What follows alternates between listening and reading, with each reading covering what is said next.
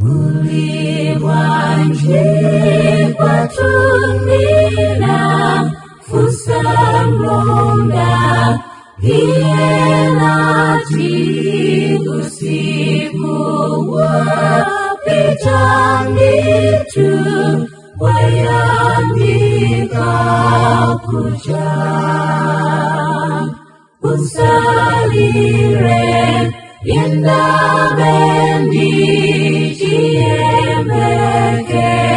zojolarang pagkabuza fika mamba pati puro saja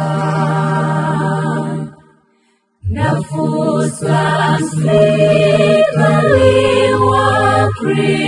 sugiena imana jitamenya natukondo pasara pamono usalire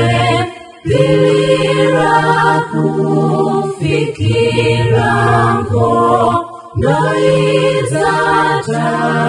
pakujingo Pratika Zalandirang Pujo Niafuska Jikonyanja Mitsuai Zunzinati Jawiri